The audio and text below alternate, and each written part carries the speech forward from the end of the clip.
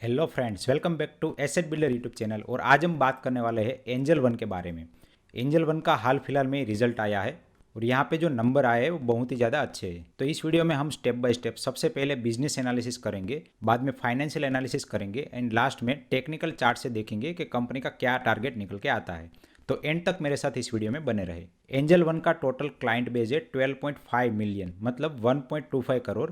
अगर हम इंडिया में बात करें तो टोटल 11 करोड़ ट्रेडिंग अकाउंट है। तो यहाँ पे एंजल वन के पास 11.6% मार्केट शेयर है।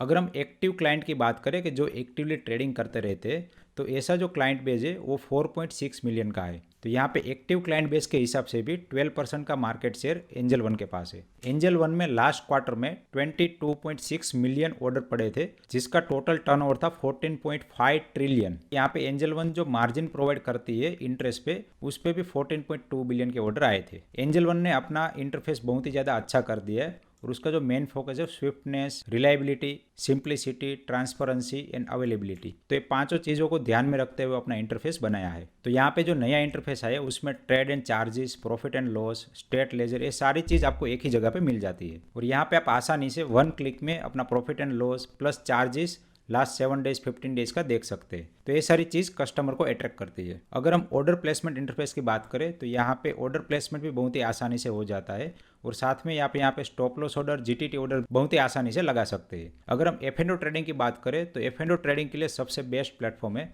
और यहाँ पे डायरेक्टली ऑप्शन चेन आपको दिखाता है। वहाँ पे डायरेक्टली आप कॉल एंड पुट का जो भी प्राइस चल रहा है वो देख सकते हैं, साथ में ओपन इंटरेस्ट भी देख सकते हैं और सभी स्ट्राइक प्राइस आपको एक ही जगह पे मिल जाती है। तो ऑर्डर प्लेसमेंट के लिए जब भी आप कोई कंपनी के ऊपर क्लिक करते हैं तो आपको यहाँ पे ट्रेड हिस्ट्री भी दिखा देता है, साथ में डिविडेंड अर्न का हिस्ट्री भी दिखा देता है। तो ये सारी चीज़ भी अच्छी है और साथ में इसका जो चार्ट है वो ट्रेडिंग व्यू से डायरेक्ट लिंकिंग है, तो इसका चार्ट भी बहुत ही अच्छा है। और यही रीजन है कि कंपनी की एप्लीकेशन बहुत ही ज़्यादा डाउनलोड हुई है। साथ में यहाँ पे एंजल वन ने अपना अकाउंट ओपनिंग प्रोसीजर और केवाईसी का जो प्रोसीजर है वो बहुत ही आसान कर दिया है। जो पहले पेपर वर्क करना पड़ता था वो भी डायरेक्टली ऑनलाइन टेक्नोलॉजी से हो जाता है। अगर हम इंडिया के अंदर ब्रोकिंग इंडस्ट्री का ग्रोथ प्रोस्पेक्ट की बात करें तो इंडिया के अंदर टोटल 140 करोड़ की पॉपुलेशन है, जिसमें से 58.5 करोड़ लोगों के पास अपना पान कार्ड है और उनमें से ओनली 10.8 करोड़ लोगों के पास डीमेट अकाउंट है। अगर 10.8 करोड़ में से भी हम बात करें तो ओनली 3.5 करोड़ लोग ही एक्टिवली ट्रेडिंग करते हैं शेयर मार्केट के अंदर। तो यहाँ पे ग्रोथ की जो पॉसिबिलिटी है बहुत ही ज़्यादा है। 2012 के अंदर ओनली 1.2% पेनिट्रेशन था, जो कि अभी बढ़ के 7.7% हो गया है। अगर हम चाइना और यूएस से कंपेरिजन करें तो ये परसेंटेज बहुत ही कम है।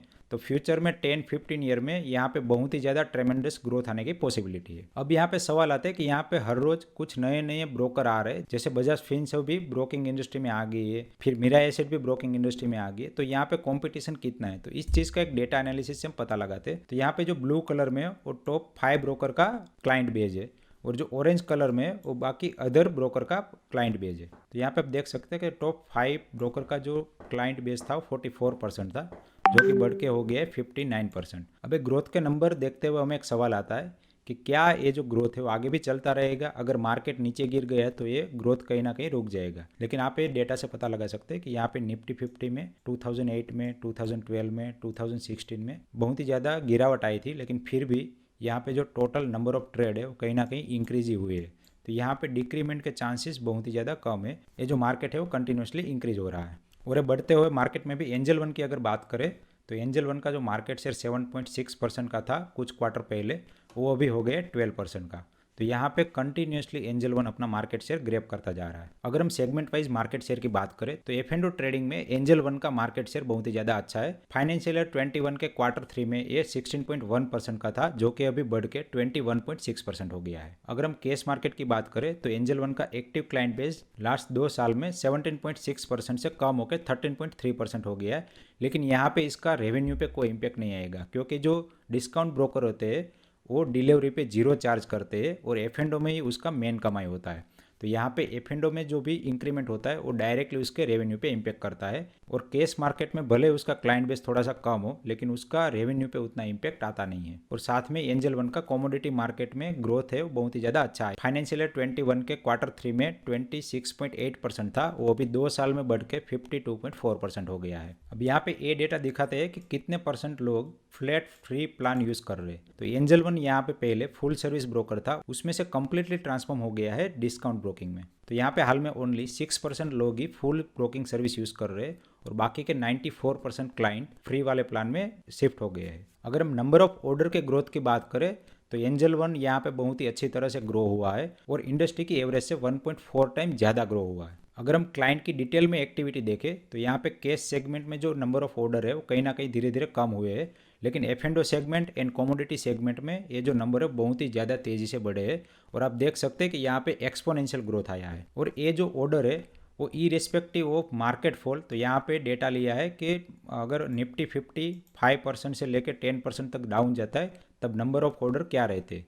तो यहाँ पे आप देखिए मोस्ट ऑफ द टाइम ये जो नंबर ऑफ ऑर्डर है वो इंक्रीज ही हुए हैं, ओनली फ्यू टाइम ही ऐसा बना है कि ये जो ऑर्डर है वो थोड़े से डिक्रीज हुए हैं। तो ये जो नंबर ऑफ ऑर्डर है वहाँ से तो कंपनी को ब्रोकरेज मिलता है, लेकिन कंपनी का और एक बिजनेस है कि ये अपने खुद के पैसे लैंड करते हैं लोगों को ट्रेडिंग में यूज़ करने के लिए, तो यहाँ पे इंटरेस्ट चार्ज करते हैं। तो ये जो रेवेन्यू है वो भी अच्छी तरह से ग्रो हुआ है। तो यहाँ पे फंडिंग बुक साइज जो पहले 15,000 मिलियन की थी, मतलब कि 1500 करोड़ की थी, वो लास्ट क्वार्टर में 1600 करोड़ की हो गई थी और दिस क्वार्टर में थोड़ा सा डिक्रीमेंट आया और 1300 करोड़ की होगी।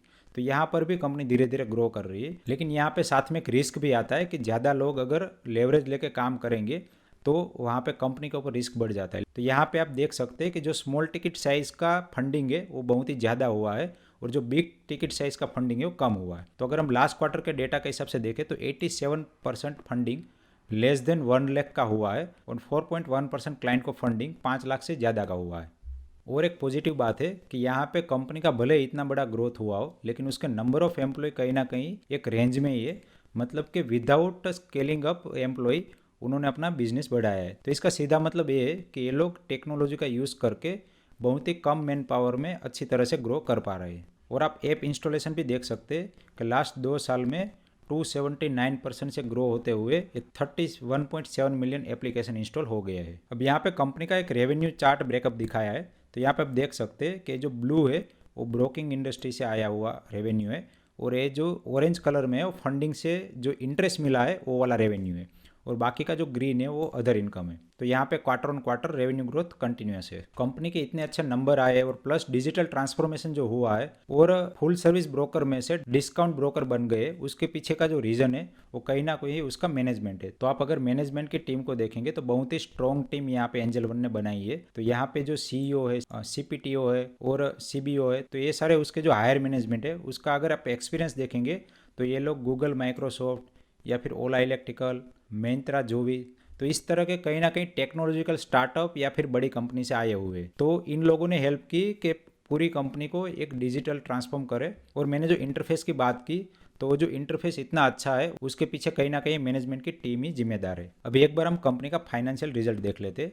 तो लास्ट क्वार्टर में दिसंबर 2022 का कंपनी का रिजल्ट यहाँ पे आ गया है। तो यहाँ पे रेवेन्यू में भी ग्रोथ हुआ है, साथ में कंपनी का प्रॉफिट भी अच्छी तरह से ग्रो हुआ है। और आप देख सकते हैं कि यहाँ पे कंपनी का जो ऑपरेटिंग प्रॉफिट मार्जिन है वो भी इंक्रीज हुआ है। अगर हम एक्सपेंसेस की बात करें तो एक्सपेंसेस में एम्प्लॉय कॉस्ट है वो पहले 20% की हुआ करती थी, वो भी डिक्रीज होकर 15% की हो गई है। अगर हम ईयरली प्रॉफिट एंड लॉस की बात करें तो कंपनी ने यहाँ पे ट्रेलिंग 12 मंथ में 800 करोड़ का प्रॉफिट दिखाया है। तो जेरोधा का हाल में ही नंबर आया है जिसने 2000 करोड़ का प्रॉफिट दिखा है। तो कहीं ना कहीं एंजल वन भी जेरोधा की तरह अच्छा प्रॉफिट ग्रोथ दिखा रही है। अगर हम शेयर होल्डिंग की बात करें तो शेयर होल्डिंग में भी यहाँ पे कोई इतना बड़ा चेंजेस नहीं है और जो रिटेल पब्लिक है उसके पास 29.8% शेयर है। अब हम फाइनली इसका एक टेक्निकल एक बार देख लेते। तो यहाँ पर मैंने एक लाइन ड्रॉ की है, ये डेली चार्ट है, इसको मैं एक बार वीकली चार्ट कर देता हूँ। तो आप देख सकते हैं कि कंटिन्यूसली एक ट्रेंड लाइन को फॉलो करते हुए यहाँ पे सपोर्ट ले रहा है। अभी हम वैसे देखने जाए तो यहाँ पे एक हेड एंड शोल्डर पैटर्न बन रहा है, तो उसके हिसाब से यहाँ पे शेयर प्राइस नीचे आनी चाहिए। लेकिन अगर आप कंपनी का पी देखेंगे तो ओनली एंड ओनली 12.7% का है और आपने यहाँ पे ग्रोथ तो देख ही लिया कि कितना अच्छा ग्रोथ पोटेंशियल है। और अगर कंपनी का ROC देखे तो वो भी बहुत ही अच्छा है और डेट टू इक्विटी यहाँ पे थोड़ा सा ज़्यादा आपको नज़र आ रहा है, लेकिन उसके पीछे का रीज़न है क्योंकि यहाँ पे कंपनी अपने क्लाइंट को फंडिंग करके वहाँ पे भी ट्रेडिंग एक्टिविटी करवाती है। तो ये जो ट्रेडिंग एक्टिविटी होती है उसमें कंपनी को लगभग 18% का इंटरेस्ट मिलता है और उसका जो फंड कॉस्ट है वो बहुत ही नेग्लिजिबल है, ओनली 4 to 6% का फंड कॉस्ट है। तो वहाँ पर भी उसका नेट इंटरेस्ट मार्जिन भी बहुत ज़्यादा बन जाता है और वहाँ से भी अच्छा खासा प्रॉफिट बनता है। तो कहीं ना कहीं ये जो लेवरेज ले रहे उससे प्रॉफिटेबिलिटी बढ़ती है। तो ये सारे पैरामीटर को अगर हम देखने जाए तो कंपनी की वैल्यूएशन बहुत ही ज़्यादा लो है और ये जो चार्ट पैटर्न है वो उसको फॉलो करते हुए नीचे नहीं आएगी और यहाँ से ऊपर जाने की पॉसिबिलिटी बहुत ही ज़्यादा है। तो ये एनालिसिस करने के बाद मैंने तो यहाँ पे अपने जेरोधा अकाउंट में एएमओ ऑर्डर लगा दिया है, मतलब आफ्टर मार्केट ऑर्डर, ताकि अगर मैं भूल भी जाता हूँ तो ऑटोमेटिकली शेयर परचेज हो जाएंगे। तो यहाँ से अगर हम पोटेंशियल की बात करें तो ये एटलीस्ट अपने ऑल टाइम हाई तक भी जाता है। तो यहाँ से ये लगभग 50% का गेन है और ये जो 50% का गेन है आई थिंक ये विद इन 1 ईयर आ सकता है। अब यहाँ पे जब मैं गेन की बात कर रहा हूँ तो मेरा यहाँ पे कोई भी बाय और सेल का रिकमेंडेशन नहीं है।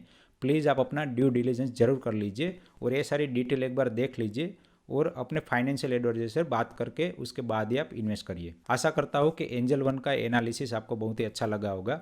अगर आपको मेरे ऐसे ही वीडियो पसंद आ रहे हैं तो प्लीज़ वीडियो को लाइक करिए और चैनल को सब्सक्राइब करिए।